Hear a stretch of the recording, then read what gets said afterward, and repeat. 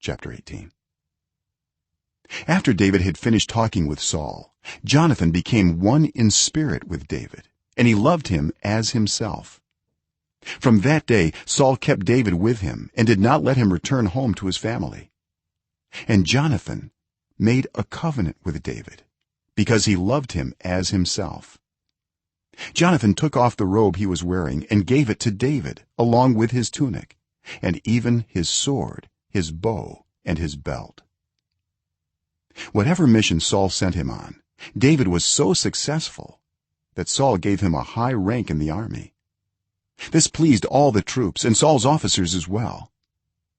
When the men were returning home after David had killed the Philistine, the women came out from all the towns of Israel to meet King Saul with singing and dancing, with joyful songs and with timbrels and lyres.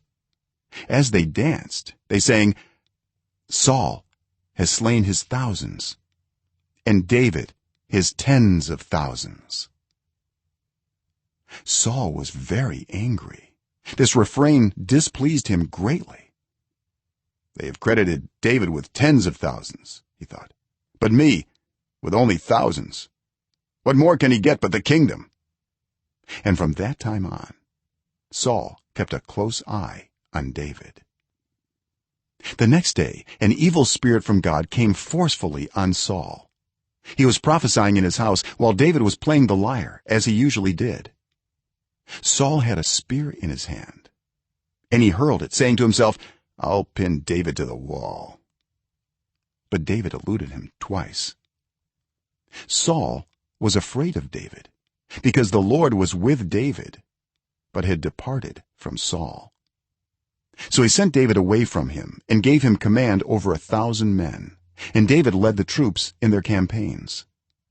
In everything he did he had great success because the Lord was with him. When Saul saw how successful he was afraid of him. But all Israel and Judah loved David because he led them in their campaigns. Saul said to David, "Here is my older daughter Merab. I will give her to you in marriage. Only serve me bravely and fight the battles of the Lord." For Saul said to himself, "I will not raise a hand against him. Let the Philistines do that." But David said to Saul, "Who am I, and what is my family or my clan in Israel, that I should become the king's son-in-law?" So when the time came for Merab, Saul's daughter, to be given to David, she was given in marriage to Adriel of Meholah. Now Saul's daughter Michal was in love with David, and when they told Saul about it, he was pleased. "I will give her to him," he thought, "so that she may be a snare to him, and so that the hand of the Philistines may be against him." So Saul said to David, "Now you have a second opportunity to become my son-in-law." Then Saul ordered his attendants, "Speak to David privately and say, 'Look, the king likes you, and his attendants all love you. Now become his son-in-law.'"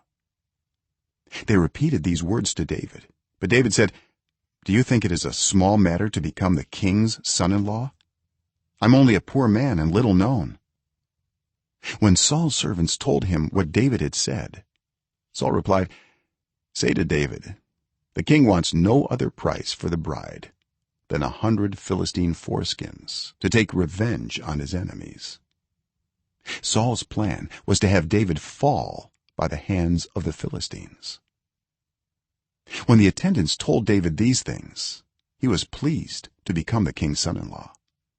So before the allotted time elapsed, David took his men with him and went out and killed 200 Philistines and brought back their foreskins. They counted out the full number to the king so that David might become the king's son-in-law.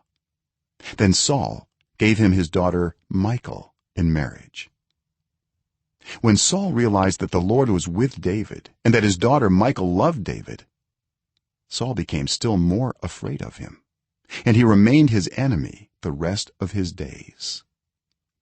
The Philistine commanders continued to go out to battle, and as often as they did, David met with more success than the rest of Saul's officers, and his name became well known.